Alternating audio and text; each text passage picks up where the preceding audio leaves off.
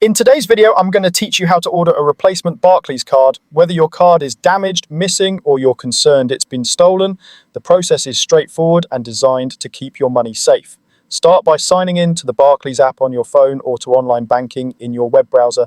Use a trusted device and a secure internet connection. And take a moment to make sure your app is up to date for the smoothest experience.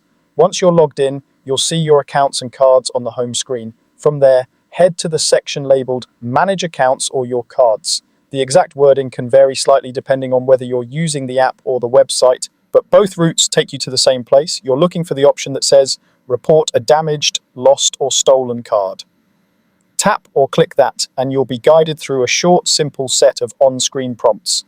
As you follow the prompts, you'll choose the relevant card and indicate what happened. If your card is lost or stolen, Barclays will immediately freeze it for security. That means it can't be used for new transactions, which helps prevent unauthorized spending. If your card is simply damaged, you can still request a replacement without treating it as lost or stolen. The prompts are designed to be clear and quick, so just read each screen and continue when you're ready.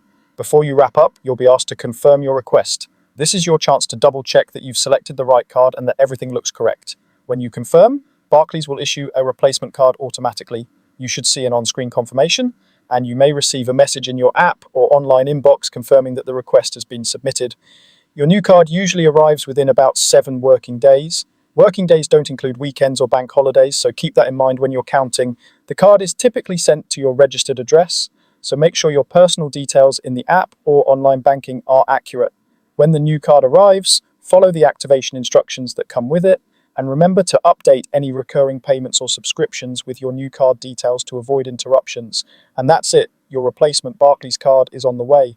By using the app or online banking, you've taken a secure, efficient route to get back up and running with minimal hassle. If you follow these steps, you'll have everything sorted in just a few minutes.